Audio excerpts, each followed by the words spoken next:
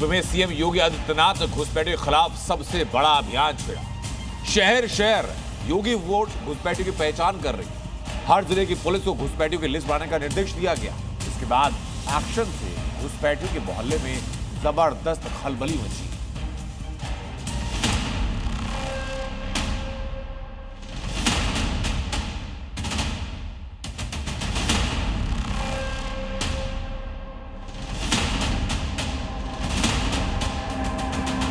घरों के अंदर घंटी और शंख भी नहीं बजाने देंगे। जो भी डेमोक्रेसी को बदलने का दुस्साहस करेगा उसको स्वयं पलायन करने के लिए मजबूर होना पड़ेगा।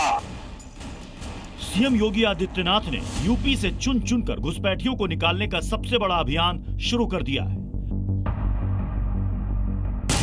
लखनऊ से लेकर लखीमपुर खीरी तक, गोरखपुर से गाजियाबाद तक, मुजफ्फरनगर से अलीगढ़ तक, जहां भी बांग्लादेशी घुसपैठिए मिलेंगे, रोहिंग्या देश में घुस आए मिलेंगे, योगी फोर्स उन्हें बख्शेगी नहीं। सीएम योगी का मैसेज लाउड एंड क्लियर है। जिस प्रकार की घुसपैठ ये लोग करवा रहे हैं बांग्लादेशी घुसपैठियों का, जिस प्रकार की घुसपैठ इन लोगों ने रोहिंग्या का झारखंड के अंदर कराना प्रारंभ किया है, अगर डेमोग्राफी चेंज इसी प्रकार की होगी, आज ये लोग यात्रा रोक रहे हैं।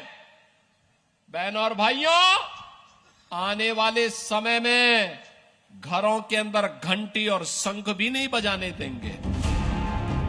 घुसपैठियों की लुका छिपी बहुत हो गई। अब कोई भी चाल काम नहीं आने वाली। खुद ही उत्तर प्रदेश छोड़कर चले जाएं, वरना योगी फोर्स उनका पूरा हिसाब करेगी।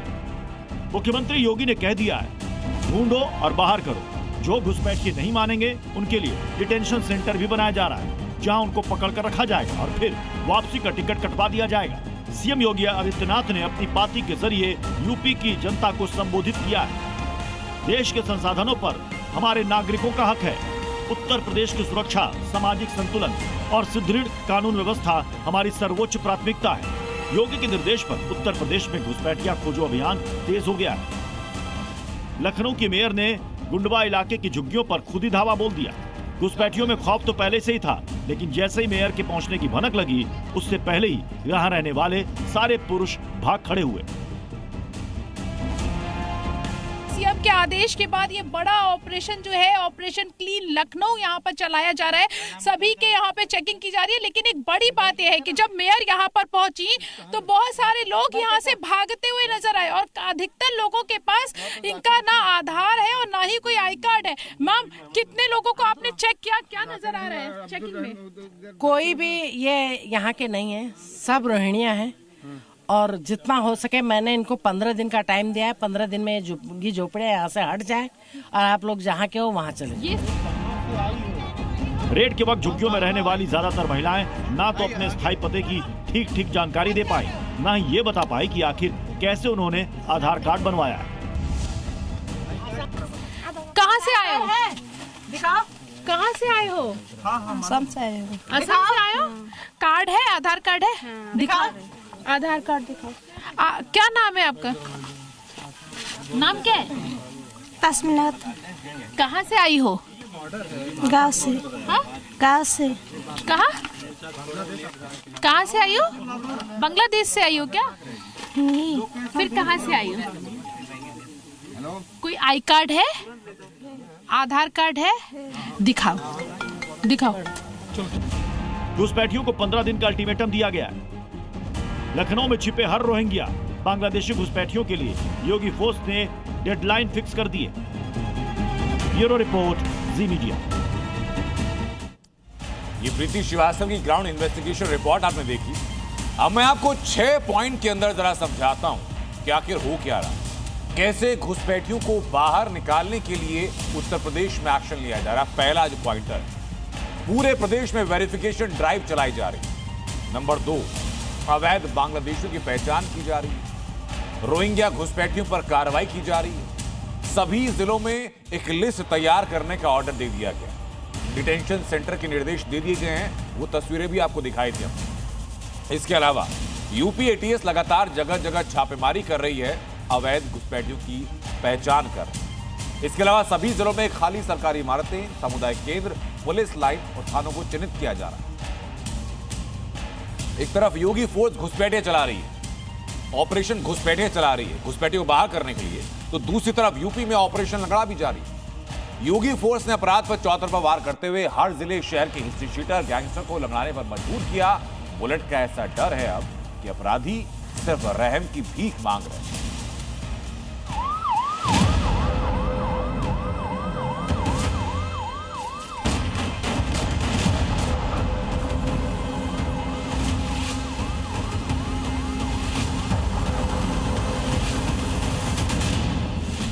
मेरठ में फखरुद्दीन बना लंगड़ा। बुलंदशहर में अफरोज का एनकाउंटर।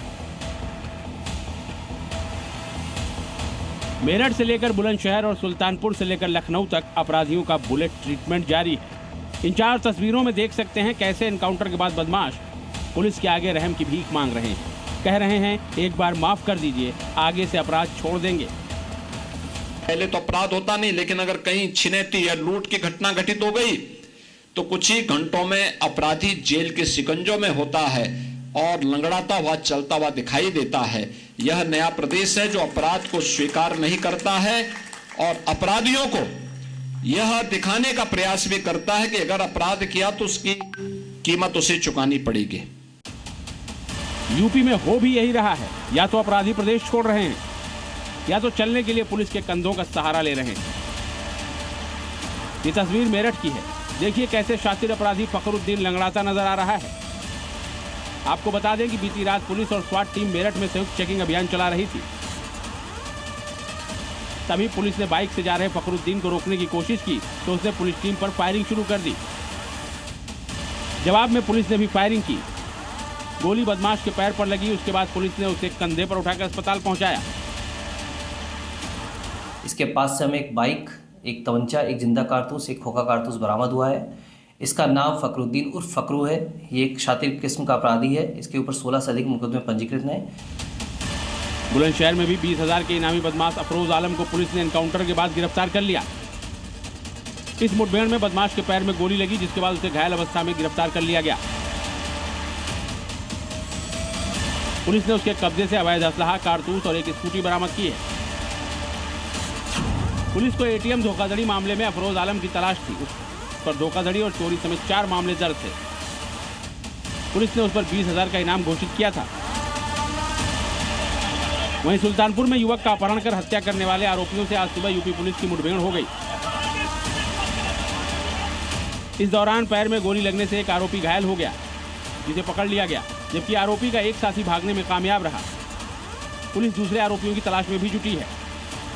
शनिवार रात कार सवार बदमाशों ने अमन यादव नाम के एक लड़के का अपहरण कर लिया था और उसकी बेरहमी से पिटाई की थी। हत्या करके उसका शव गोमती नदी में फेंक दिया गया था। मामले में 10 आरोपियों के खिलाफ प्राथमिकी दर्ज की गई है। 2 आरोपियों को पुलिस ने गिरफ्तार भी कर लिया था और अब मुठभेड़ में एक और आरोपी राका पकड़ा गया है। वहीं लखनऊ में यूपी पुलिस को बड़ी कामयाबी मिली है। मोहनलालगंज इलाके में देर रात एंटी नारकोटिक्स टास्क फोर्स की बदमाशों से मुठभेड़ हो गई। इस दौरान 50,000 रुपए का इनामी बदमाश पंकज त्रिपाठी पुलिस की गोली लगने से घायल हो गया। गोली उसके पैर में लगी। पुलिस ने मौके से तमंचा, कारतूस, बाइक और 2,000 रुपए बरामद किए हैं। पंकज कौशाम्बी जिले का गैंगस्टर है। मुठभेड़ में उसका साथी नरेंद्र त्रिपाठी भी गिरफ्तार किया गया है। जिस प्रकार योगी फोर्स ताबड़तोड़ एनकाउंटर कर रही है, उससे साफ है कि जल्द ही अपराधी यूपी छोड़ने के लिए मजबूर हो जाएंगे, क्योंकि योगी ने साफ कह दिया है कि यूपी में हर चौराहे पर यमराज अपराधियों का इंतजार कर रहे हैं। अगर बेटी की सुरक्षा के साथ खिलवाड़ किया तो तय मानिए कि अगले चौराहे पर यमराज टिकट काटने के लिए खड़ा होगा, छोड़ेगा नहीं। अगर किसी को यमराज से टिकट कटवाना हो तो किसी राह चलती हुई बेटी के साथ छेड़खानी करके दिखा ले। ब्यूरो रिपोर्ट, जी मीडिया। यह आपने देखा कि कैसे उत्तर प्रदेश के अलग अलग शहरों में योगी फोर्स अपराधियों का बुलेट से हिसाब कर, लेकिन इसी बीच कानपुर से लेकर झांसी और मैनपुरी से कई ऐसी तस्वीरें आई जिन्हें आप देखेंगे तो पहला ख्याल ये आएगा कि अभी भी लोग ऐसे हैं जो कानून को चुनौती दे रहे हैं। कैसे यूपी पुलिस को, व्यवस्था को चैलेंज किया जा रहा है उत्तर प्रदेश के शहरों के अंदर, इस रिपोर्ट में तस्वीर दिखाता हूं मैं आपको। कहीं फिल्मी स्टाइल में गैंग वॉर, कहीं पुलिस चौकी में तांडव, कहीं दबंगों की गुंडागर्दी। यूपी के अलग अलग इलाकों की तस्वीरें हैरान करने वाली हैं, क्योंकि उत्तर प्रदेश में कानून का राज है। यहाँ अपराधियों और उपद्रवियों के लिए कोई जगह नहीं। ऐसे में दबंगई और गुंडागर्दी की इन वारदातों को देखकर समझा जा सकता है कि इनका अंजाम क्या होने वाला है। कानपुर के दबंगों का ये बेखौफ वीडियो देखिए। आधा दर्जन से ज्यादा गुंडे कार सवार युवकों पर हमला करते हैं, उन्हें पीटकर अधमरा करते हैं। हैरानी की बात यह कि योगी फोर्स के इकबाल को चैलेंज करते हुए बदमाश मंथना पुलिस चौकी से 50 मीटर की दूरी पर इस वारदात को अंजाम देते हैं। कानपुर से एक और तस्वीर भी आई। यहां आपको फिल्मी गैंग वॉर का सीन याद आएगा। सजेती थाने के गांव में लाठी डंडों और हथियारों से लैस दबंगों ने युवक को घसीटकर घर से बाहर निकाला, रस्सी से हाथ पैर बांधे और लाठी डंडों से पीटकर अधमरा किया। पुलिस को चैलेंज करते हुए हवाई फायरिंग की। हालांकि वारदात सीसीटीवी कैमरे में रिकॉर्ड हुई और अब इसी वीडियो के आधार पर हमलावरों की तलाश की जा रही है। यूपी पुलिस को चैलेंज करता एक और वीडियो सामने है। इस वीडियो में कुछ दबंग कार से आते हैं, बाइक सवार युवक के सामने लगाते हैं और उसके बाद बाइक सवार युवक पर हमला किया जाता है। बाइक सवार को पकड़कर तब तक पीटा जाता है जब तक वो बेसुध नहीं हो जाता। मैनपुरी में मामूली विवाद के बाद पुलिस चौकी के अंदर मारपीट हो गई। मुस्लिम समुदाय के लोग आपस में भिड़ गए और थाने की पुलिस देखती रह गई। हंगामा इतना बढ़ा कि पुलिस चौकी पर भारी भीड़ तक जुट गई और दबंग वहां से चलते बने। हालांकि अब मैनपुरी पुलिस दोषियों पर कार्रवाई की बात कर रही है। तो अभी पुलिस मौके पे जो सीसीटीवी फुटेज है उसको देख रही है, किसकी गलती है ये भी देख रही है और उसके बाद जो तहरीर मिलेगी उस पर कार्रवाई की जाएगी। ये तस्वीरें योगी फोर्स के जीरो टॉलरेंस वाली नीति के खिलाफ, लिहाजा इन तस्वीरों में दिखाई पड़ रहे बदमाश बहुत जल्द ऑपरेशन लंगड़ा की शिकार हो सकते हैं। ब्यूरो रिपोर्ट ज़ी। और अब बात नफरती गैंग की राजनीति। नफरती गैंग जो दिल्ली से उत्तराखंड तक एक्टिव है और सनातन के खिलाफ साजिश रच रहे हैं। कल दिल्ली में राजधानी के अंदर भजन संध्या के दौरान पथराव किया गया। हरिद्वार में शौर्य शोभा यात्रा के दौरान पथराव किया गया और इसी के चलते हिंदू संगठनों में आक्रोश है।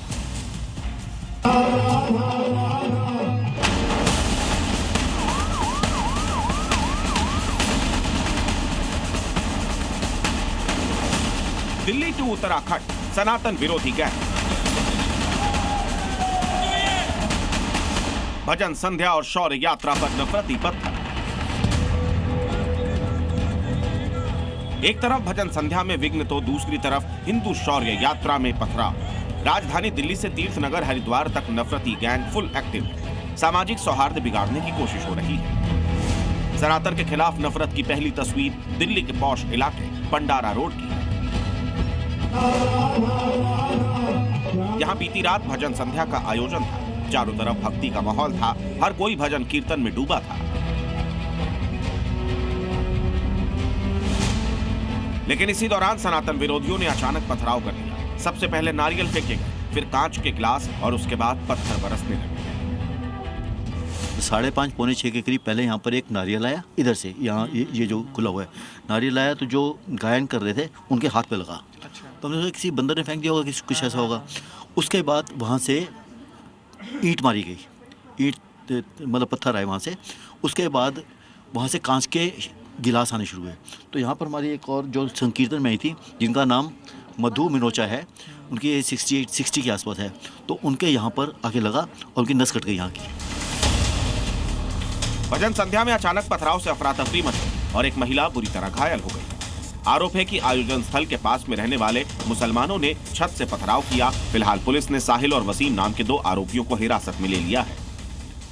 ये वाला जो एरिया आप देख रहे हैं, यहाँ से अचानक से नारियल आया और आने के बाद में जो लोग यहाँ पर बैठे थे उनको आकर के लगा और फिर इसी दौरान जो है यहाँ पर जो चाय पीने वाला जो कांच का गिलास होता है वो भी आकर के अचानक से आता है। जो कांच का गिलास है उसे पुलिस ने सीज कर लिया है और इसी के साथ पुलिस इस पूरे मामले की जांच कर रही है।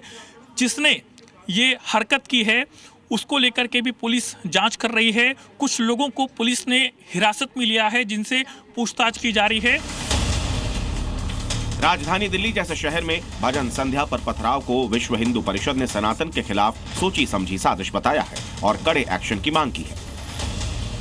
जमात के जमातिये, जिहादियों के पैरोकार, बाबरी के अलंबरदार और आतंकियों के कवर फायर देने वाले लोग अपनी जड़ें जमाने की कोशिश कर रहे हों, ऐसे में राजधानी दिल्ली के अंदर इस तरह की घटना होना बेहद चिंतनीय और गंभीर है। उधर देवभूमि उत्तराखंड के हरिद्वार में भी माहौल बिगाड़ने की कोशिश हुई। यहाँ शौर्य यात्रा के दौरान उपद्रवियों ने पत्थर फेंके, जिससे पूरे इलाके में तनाव फैल गया। जुलूस पर पथराव में गुस्साए बजरंग दल के कार्यकर्ता बुलडोजर के साथ प्रोटेस्ट करने लगे। आज किस स्थिति में पहुंच चुका है कि वो अपने धार्मिक कार्यक्रमों में, अपने सांस्कृतिक कार्यक्रमों को भी करने के लिए जो है उनके ऊपर पथराव किया जा रहा है। दरअसल बजरंग दल बाबरी विध्वंस की बरसी के मौके पर शोभा यात्रा निकाल रहा था। हरिद्वार में 3 जगहों पर शोभा यात्रा निकाली जा रही थी, मगर जैसे ही ये यात्रा ज्वालापुर के राम चौक पर पहुंची तो अचानक पथराव शुरू हो गया। पत्थरबाजी के बाद आरोपी मौके से फरार हो गए। अब पुलिस सीसीटीवी के जरिए आरोपियों की तलाश में जुटी है। जिस किसी भी व्यक्ति ने व्यवस्था बिगाड़ने का प्रयास किया, सामाजिक सौहार्द बिगाड़ने का प्रयास किया और इस तरीके से पत्थर मारा है, उसको आइडेंटिफाई करेंगे और निश्चित रूप से उसको गिरफ्तार करके सख्त कार्रवाई करेंगे। देश में एक तरफ नई बाबरी की नींव रखी जा रही है तो दूसरी तरफ सनातन के खिलाफ साजिश रची जा रही है। लेकिन सबसे बड़ा सवाल यह है कि आखिर शहर शहर नफरती गैंग के पीछे कौन है जो माहौल बिगाड़ने की कोशिश कर रहे हैं। दिल्ली से नीरज गौड़ के साथ ब्यूरो रिपोर्ट, जी मीडिया। और अब मैं आपको कुछ तस्वीरें दिखाता हूं। तस्वीरें मध्य प्रदेश से हैं जो आज आपको जरूर देखनी चाहिए। मध्य प्रदेश सरकार की आगामी कैबिनेट बैठक ऐतिहासिक नगरी खजुराहो में आयोजित होने जा रही है और इसी के लिए कैलाश विजयवर्गीय खजुराहो के लिए ट्रेन से रवाना हुए। कीर्तन किया ट्रेन के अंदर, सुनिए जरा एक बार। बोलो हरि गोपाल बोलो, गोविंद बोलो हरि गोपाली बोलो, गोविंद बोलो हरि गोपाल बोलो, गोविंद बोलो हरि गोपाली बोलो, गोविंद बोलो हरि गोपाल। ये उस वक्त की तस्वीरें हैं जब मध्य प्रदेश के मंत्री कैलाश विजयवर्गीय खजुराहो पहुंच रहे थे परीक्षण के लिए, क्योंकि आगामी कैबिनेट बैठक वहीं होने वाली है। इनके साथ बाकी लोग भी थे। मंत्री तुलसी सिलावट मौजूद थे, मंत्री कुंवर विजय शाह ट्रेन में अलग रंग में दिखे। ये सभी मंत्री, मध्य प्रदेश के सभी मंत्री ट्रेन के अंदर भजन गाते नजर आए और ये वीडियो इन्होंने खुद सोशल मीडिया पर पोस्ट किया है। गोविंद बोलो हरि गोपाल बोलो, गोविंद बोलो हरि गोपाली बोलो, गोविंद बोलो हरि गोपाल बोलो, गोविंद बोलो गोपाल बोलो, गोविंद बोलो गोपाल बोलो, राधा रमन हरि गोविंद बोलो, राधा रमन हरि गोविंद बोलो, राधा रमन हरि गोविंद बोलो, राधा रमन हरि गोविंद बोलो, गोविंद बोलो हरि गोपाल बोलो। ये आपने ट्रेन के अंदर भक्ति कीर्तन देखा। अब मैं आपको सदन के अंदर ले चलता हूं कि वहां क्या चल रहा है। आज संसद में राष्ट्रगीत वंदे मातरम की 150वीं वर्षगांठ पर चर्चा हो रही। चर्चा की शुरुआत में पीएम मोदी ने कांग्रेस पर आरोप लगाया, बहस को गरमा दिया और इसी के बाद वंदे मातरम पर संसद में सरकार और विपक्ष में एक टकराव देखने को मिला। वंदे मातरम, वंदे मातरम। अंग्रेजों के खिलाफ क्रांति के वीर सपूतों की भावना को जिस गीत ने सींचा, गुलामी की लौह बेड़ियों को जिस प्रेरणा गीत ने खाद पानी दिया, आज संसद में 150 साल बाद उसी की गौरव गाथा प्रधानमंत्री नरेंद्र मोदी ने सुनी। इतिहास इस बात का गवाह है कि कांग्रेस ने मुस्लिम लीग के सामने घुटने टेक दिए। संसद में राष्ट्रगीत वंदे मातरम की 150वीं वर्षगांठ पर चर्चा चल रही है। 10 घंटे तक चलने वाले इस चर्चा की शुरुआत लोकसभा में प्रधानमंत्री नरेंद्र मोदी ने की। ये चर्चा वंदे मातरम की विरासत और 150 साल पूरे होने के मौके पर खास पार्लियामेंट्री फोकस का हिस्सा है। वंदे मातरम के 100 साल हुए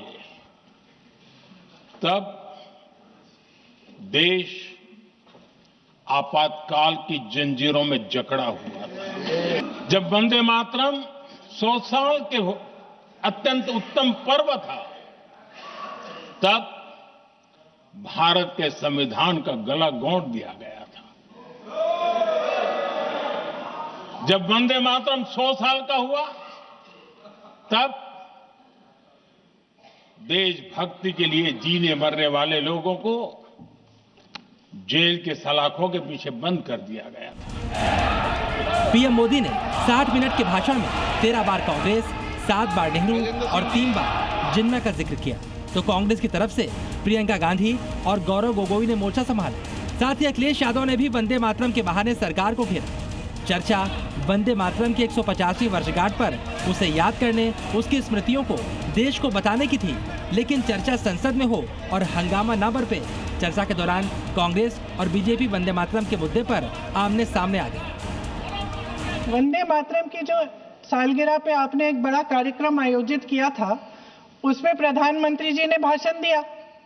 उसमें उन्होंने कहा कि 1896 में पहली बार गुरुदेव रविंद्रनाथ टैगोर ने ये गीत एक अधिवेशन में गाया। उन्होंने ये नहीं बताया कि क्या कौन सा अधिवेशन था। महासभा, हिंदू महासभा का अधिवेशन था, आरएसएस का अधिवेशन था। किस बात से कतरा रहे थे कि ये कांग्रेस का अधिवेशन था। जिस वंदे मातरम ने आजादी के आंदोलन में सबको जोड़ा, आज के दरारवादी लोग उसी से देश को तोड़ना चाहते हैं। प्रियंका गांधी ने चर्चा पर सवाल खड़े किए तो रक्षा मंत्री राजनाथ सिंह ने पलटवार किया। उन्होंने कहा, वंदे मातरम का उद्घोष किसी के खिलाफ नहीं है, बल्कि ये हमारे राष्ट्रीय स्वाभिमान की अभिव्यक्ति है। जन गण मन और वंदे मातरम दोनों ही हमारे राष्ट्रीय गौरव हैं। दोनों को भारत माता के प्रति अटूट प्रेम, राष्ट्रवाद और बलिदान की भावना एक सूत्र में बांधती है। इसलिए वंदे मातरम का उद्घोष यह किसी के विरुद्ध नहीं है, बल्कि हमारी राष्ट्रीय स्वाभिमान की यह अभिव्यक्ति है। असल में वंदे मातरम को लेकर सड़क से संसद तक माहौल गरमाया हुआ है। मुस्लिम समुदाय वंदे मातरम गाने से साफ इनकार कर रहा है। इस्लामी स्कॉलर्स कह रहे हैं कि किसी भी सूरत में इस गीत को नहीं गाएं, क्योंकि ये इस्लामी सिद्धांत के खिलाफ है। बहरहाल संसद में वंदे मातरम पर चर्चा जारी है और इस बीच संसद में गौरवशाली परंपरा का गुणगान भी हो रहा है। ब्यूरो रिपोर्ट, जी मीडिया। और इसी बीच एक बड़ी खबर सामने है। अब मैं आपको बाबरी के जिन्न की हकीकत समझाता हूं। बंगाल के मुर्शिदाबाद से शुरू हुआ, जहां हुमायूं कबीर ने बाबरी मस्जिद की नींव रखवाई। अब वो बंगाल से होते हुए यूपी पहुंचा और यूपी से अब बिहार तक पहुंच चुका है। कैसे जरा समझिए आप। बिहार के मोतिहारी में बाबरी के विवादित पोस्टर हिंदुओं के घर पर लगा दिए और जैसे हिंदुओं के घर पर ऐसे विवादित पोस्टर लगाए गए, बाबरी के पूरे इलाके में आक्रोश फैल गया। उधर जेडीयू के नालंदा से सांसद कौशलेंद्र के नई बाबरी की मांग करने पर राजनीति अब और तेज हो चुकी है।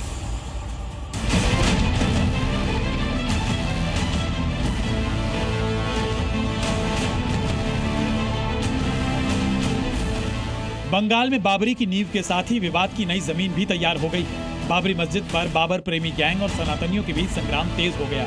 बाबरी की बरसी पर बंगाल में बाबरी मस्जिद का शिलान्यास किया गया, तो वहीं बिहार के मोतिहारी में बाबरी की याद में पोस्टर चस्पा किए गए, जिसमें लिखा था 6 दिसंबर 1992 कहीं हम भूल न जाए। पोस्टर के नीचे बाबरी मस्जिद की तीनों गुंबदों की तस्वीर भी बनी थी। विवादित ढांचा गिराए जाने की बरसी के दिन ये विवादित पोस्टर मोतिहारी के चकिया में लगाए गए थे और तो और ये पोस्टर हिंदू परिवारों के घरों में भी चस्पा किए गए थे, जिसके बाद हिंदू और मुस्लिम समुदाय के दो गुटों में झड़प हो गई। गांव में तनाव फैल गया। वहीं लोगों ने पुलिस के सामने जमकर बवाल काटा। हंगामे के बाद घरों पर चिपके पोस्टर तो पुलिस ने हटा दिए हैं, मगर हिंदू परिवार उपद्रवियों के खिलाफ कठोर कार्रवाई की मांग कर रहे हैं। हमारे घर पे आके दरवाजे पे पोस्टर चिपकाई जाती है। उस पोस्टर में लिखा गया है कि 6 दिसंबर 1992 कहीं हम भूल न गए, बाबरी मस्जिद ये लिखा हुआ है। आखिर ये हमारे गांव को क्या बनाना चाहते हैं? केरला, कश्मीर क्या बनाना चाहते हैं? क्या साबित करना चाहते हैं आप हमारे गांव को? ये गांव सुख समृद्धि का गांव है और आप इस गांव को आप आतंकवादियों का गांव बनाना चाहते हैं। पुलिस ने भी मौके की नजाकत को देखते हुए तत्काल कार्रवाई की और 4 युवकों को गिरफ्तार कर लिया। मगर बाबरी के नाम पर जहां एक तरफ पश्चिम बंगाल में चुनाव से पहले धर्म युद्ध शुरू हो चुका है, वहीं बिहार में चुनाव के बाद बाबरी के खिलाफ सनातनियों के तेवर गर्म है। लेकिन इसी बीच बाबरी पर जेडीयू सांसद कौशलेंद्र कुमार के बयान ने सबको चौंका दिया, क्योंकि उन्होंने बाबरी मस्जिद की वकालत की। इस देश में रहते हैं सबको, इस लोकतंत्र में अधिकार है अपने अपने धर्म को मानने का। अगर वहाँ बाबरी मस्जिद बना है या बनना शुरू हुआ है तो अच्छी बात है। जो लोग उस धर्म के मानने वाले लोग हैं उनके लिए तो अच्छा जरूर है। वहीं जेडीयू सांसद के बयान के बाद राजनीति भी तेज हो गई। जहां एक तरफ आरजेडी ने कौशलेंद्र के बयान का समर्थन किया, वहीं बीजेपी ने इसे आग में घी डालने वाला बयान बताया। भारत के संविधान में ही व्यवस्था है कि सभी अपने परंपरा और अपने धार्मिक रीति रिवाजों के अनुसार पूजा और इबादत के लिए मंदिर और मस्जिद का भी निर्माण कर सकते हैं। लेकिन जिस तरह से राजनीतिक रूप से इसका प्रस्तुतिकरण किया जा रहा है, राजनीतिक रूप से इसको प्रस्तुत किया जा रहा है, ये कहीं से उचित नहीं है। नालंदा के माननीय सांसद कौशलेंद्र कुमार ने बंगाल की सीएम ममता बनर्जी को खुली चुनौती दे दी है कि वे बंगाल में बाबरी मस्जिद का निर्माण करें। स्वाभाविक है कि सनातनी इसका कड़ा विरोध करेंगे, हिंसा प्रतिहिंसा की ज्वाला भड़केगी। बंगाल में तुष्टीकरण की टीएमसी की राजनीति में कौशलेंद्र जी का बयान आग में घी का काम कर सकता है। बाबरी अब इतिहास बन चुकी है। वर्तमान में अयोध्या के उस जगह पर दिव्य राम मंदिर विराजमान है, मगर बंगाल के हुमायूं कबीर की कोशिश फिर से बाबरी को जिंदा करने की है, जिसका असर बंगाल से बिहार तक नजर आ रहा है। ब्यूरो रिपोर्ट, जी मीडिया। पश्चिम बंगाल के मुर्शिदाबाद में नई बाबरी को हुमायूं कबीर वोट मशीन बना चुके हैं। हुमायूं कबीर ने कल नींव का पत्थर रखा, आज काम के लिए बुलडोजर स्टार्ट किया। चुनाव से पहले हर हाल में हुमायूं कबीर निर्माण कार्य शुरू करना चाहते हैं ताकि फायदा चुनाव में मिल सके। एक तरफ जेसीबी से जमीन समतल की जा रही है, तो दूसरी तरफ जल्दबाजी में मस्जिद की नेम प्लेट भी बनवा दी। ये गेम प्लान क्या है? बंगाल चुनाव में गेम प्लान क्या कंट्रीब्यूट करेगा, इस रिपोर्ट में करें।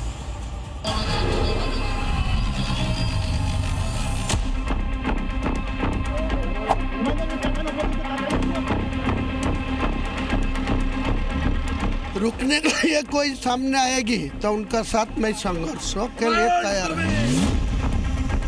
मुस्लिम वोट के लिए हुमायूं कबीर ने न सिर्फ नई बाबरी का शिगुफा छोड़ा है, बल्कि इसके लिए अब बुलडोजर भी स्टार्ट कर दिया है। जिस जगह पर नई बाबरी की नींव डाली गई है, वहां पर तेजी से काम के लिए हुमायूं कबीर ने बुलडोजर लगा दिए हैं। कहने के लिए तो ये बुलडोजर मस्जिद के काम में लगे हैं, लेकिन इसके पीछे हुमायूं कबीर का मकसद अपनी सियासी जमीन समतल करना है, ताकि मुस्लिमों में गलतफहमी बनी रहे कि बाबरी मस्जिद बस बनने ही वाली है। मुर्शिदाबाद के बेलडांगा में नई बाबरी मस्जिद के लिए एक तरफ ईंट पत्थर आ रहे हैं, तो दूसरी तरफ बुलडोजर से जमीन बराबर की जा रही है। मस्जिद निर्माण से पहले वहां पर नमाज के लिए जगह बनाई जा रही है। साथ ही सिक्योरिटी के लिए वॉलंटियर्स तैनात किए जा रहे हैं। जेसीबी चल रही है, जमीन को समतल किया जा रहा है ताकि जो लोग यहाँ आ रहे हैं, क्योंकि खेत है तो बिल्कुल लोगों को सुविधा हो यहाँ पर हर चीज़ की। और तमाम इस इलाके में देखिए अभी भी जो लोग हैं, लोगों का सिलसिला आने का सिलसिला जारी है। ईंट हो रहा है, मतलब निर्माण कार्य में बड़ी तेजी से यहाँ पर लोग काम शुरू कर रहे हैं। बेलडांगा में अभी सिर्फ मस्जिद की नींव पड़ी है, लेकिन हुमायूं कबीर ने नेम प्लेट भी तैयार करवा ली है। हुमायूं कबीर की जल्दबाजी की वजह भी साफ है, क्योंकि बंगाल चुनाव में अभी कुछ ही वक्त का समय बचा है और हुमायूं कबीर नई बाबरी को वोट मशीन बनाना चाहते हैं। बंगाल के हुमायूं कबीर ने मुस्लिम वोट के लिए हैदराबादी भाईजान यानी ओवैसी से भी गठबंधन कर लिया है, जिसका ऐलान खुद हुमायूं कबीर कर चुके हैं। सारे मुसलमान लोग मेरे साथ है। दिल्ली से बंगाल, सारे देश में जो 40 करोड़ मुसलमान है, उनको भारतवासी है। भारत संविधान से धर्मनिरपेक्ष राष्ट्र है, वही रुकेगी। कोई का बाप का हिम्मत नहीं है जो हिंदुस्तान बनाएगी। हुमायूं कबीर ने 6 दिसंबर को नई बाबरी मस्जिद के लिए फीता काटा, 7 दिसंबर को समर्थकों के साथ नींव का पत्थर रखा और आज नेम प्लेट भी जारी कर दिया। हुमायूं कबीर नई बाबरी के नाम पर हिंदू मुसलमानों को भड़काने का काम तो कर ही रहे हैं, साथ ही धमकी पर धमकी भी दे रहे हैं। लड़ाई ऐसा ही होगी जो मेरा को शेर काटने के लिए घोषित किया, वो लोग को मैं इनवाइट कर रहा है, आना चाहिए यहाँ, शेर काटने के लिए आने चाहिए, तो वहाँ उनका क्या हालत होगा वो सामना करेंगे। अरे मस्जिद बनाने के लिए जो जो प्रोग्राम में वो फंड यूज करने पड़ेगा, इसीलिए किसी को कोई विरोध करे वो मेरा कोई दिक्कत नहीं है। मुर्शिदाबाद में नई बाबरी की मस्जिद की नींव भले ही हुमायूं कबीर ने रखी हो, लेकिन विरोधी इसके पीछे ममता का हाथ बता रहे हैं। ममता बनर्जी विवाद को बंगाल की धरती पर हिंदू मुसलमान के रूप में बांटने के लिए ये बाबरी मस्जिद हिडन एजेंडा के रूप में हुमायूं कबीर के द्वारा इन्होंने लाया है। कुल मिलाकर बंगाल का चुनावी माहौल सेट है। इस बार सोनार बांग्ला का उद्घोष नहीं बल्कि सिर्फ हिंदू मुसलमान का शोर है। मुर्शिदाबाद से परिवेश वात्स्यायन के साथ ब्यूरो रिपोर्ट, जी मीडिया। लेकिन हुमायूं कबीर एक तरफ बाबरी मस्जिद के जरिए हिंदू मुसलमान करने में जुटे हैं, तो वहीं दूसरी तरफ सनातनियों को खुला चैलेंज भी किया जा रहा है। हुमायूं कबीर बाबा बागेश्वर के मिशन हिंदू राष्ट्र से पर इसका कदर खफा है कि मुसलमानों को ढाल बनाकर धमकी दे रहे हैं।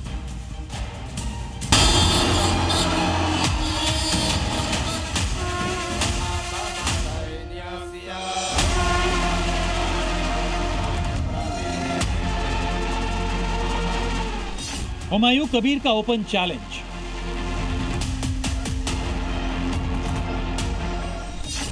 भारत को हिंदू राष्ट्र नहीं बनने देंगे। भारतवासी है, भारतवान का बाप का एका नहीं है। भारत का मुसलमान का जो अधिकार है उनका उसे अधिकार है, वो हिंदुस्तान नहीं बनने देंगे। सुना आपने, नई बाबरी की नींव डालकर हुमायूं कबीर खुलेआम धमकी देने पर उतर आए हैं। दुहाई तो संविधान की दे रहे हैं, लेकिन रौब मुस्लिम आबादी का दिखा रहे हैं और खुद को इनका रहनुमा बता रहे हैं। सारे मुसलमान लोग मेरे साथ हैं,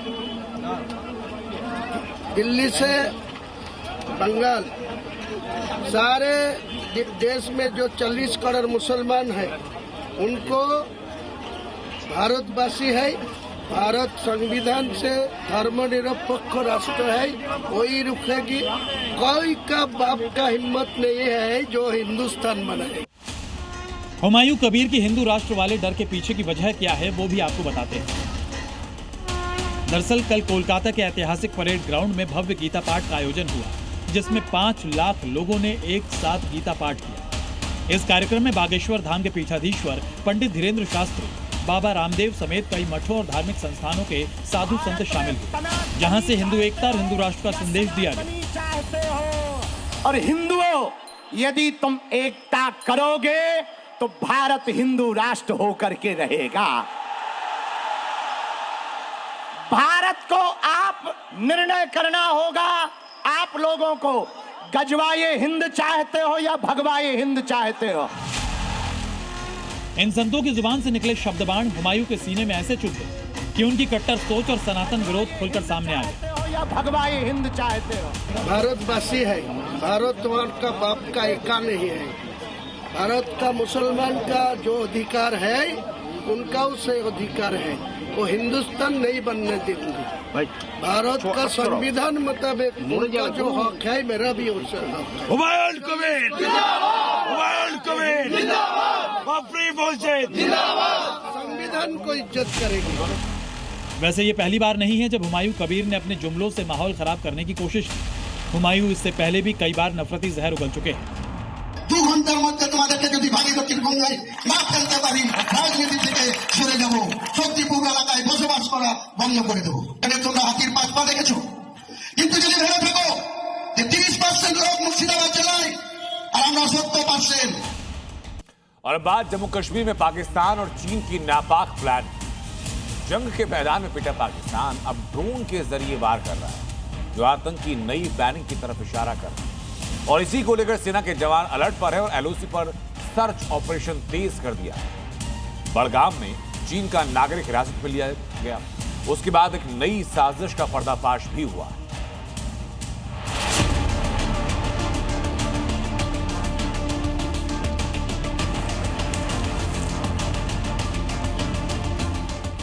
पाकिस्तान से सटे जम्मू कश्मीर में भारत के खिलाफ दोहरी साजिश के सबूत सामने आए हैं, जहां एक तरफ पाकिस्तान की तरफ से ड्रोन के जरिए हथियार और ड्रग्स भेजे जा रहे हैं, वहीं दूसरी ओर चीन के एक नागरिक को हिरासत में लिया गया, जो बिना इजाजत संवेदनशील इलाके लेह और लद्दाख में चला गया था।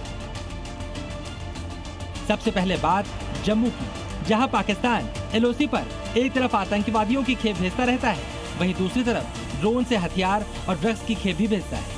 भारतीय जवानों ने आतंकियों की हर साजिश का डटकर मुकाबला करने की पूरी तैयारी कर रखी है। खतरे को भांपते हुए हर नापाक साजिश को नेस्तनाबूद करने के लिए दिन रात एक किए हुए हैं। स्मार्ट फेंसिंग और सर्विलांस कैमरों से लैस जवान एलओसी पर मुस्तैद है।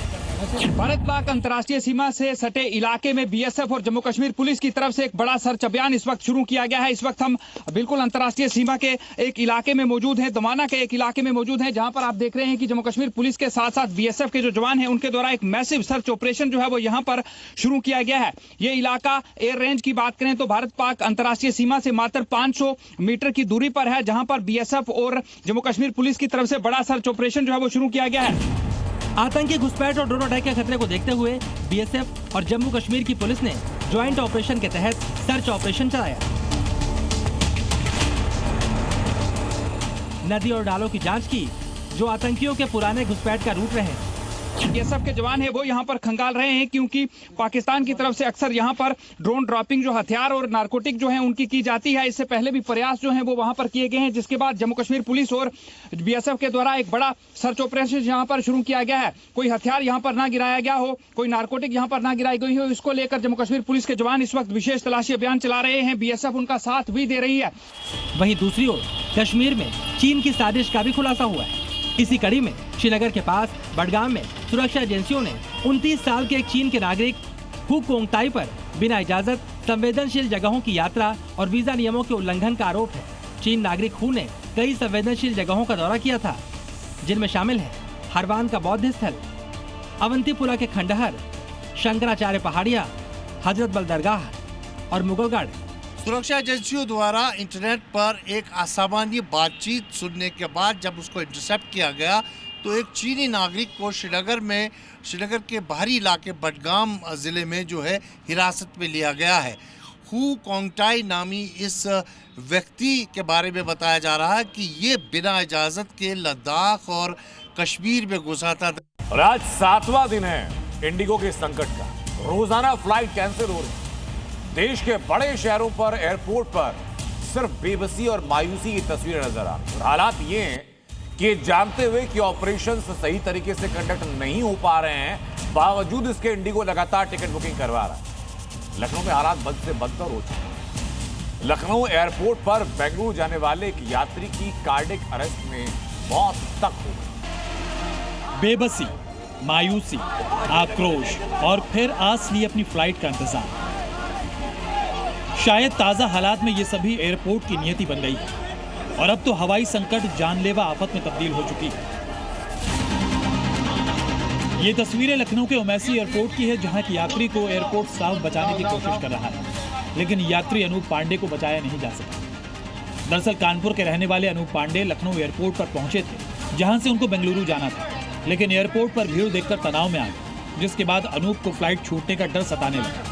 देश भर में लगातार फ्लाइट कैंसिलेशन की खबरों के चलते वो और ज्यादा चिंता में पड़ गए, जिसकी वजह से एयरपोर्ट पर उनको कार्डियक अटैक आया और उनकी मौत हो गई। परिवार का आरोप है कि यदि एयरपोर्ट पर ही उन्हें समय से इलाज मिल जाता तो शायद उनकी जान बच सकती थी। पुलिस ने शव का पोस्टमार्टम कराकर परिजनों को सौंप दिया है।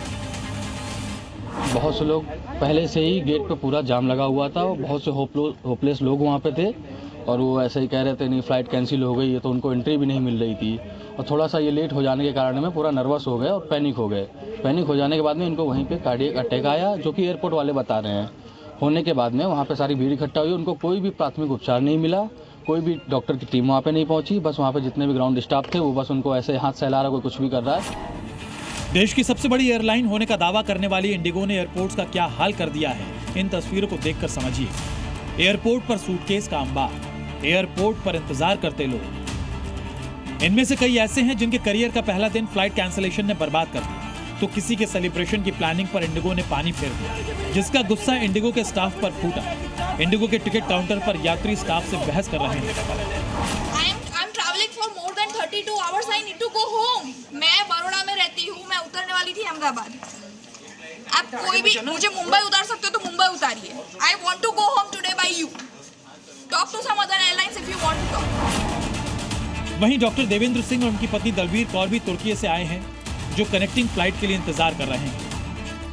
हमने उनको जब टिकट दिखाई तो कहते नहीं जी आप टर्की से जाके लड़ो।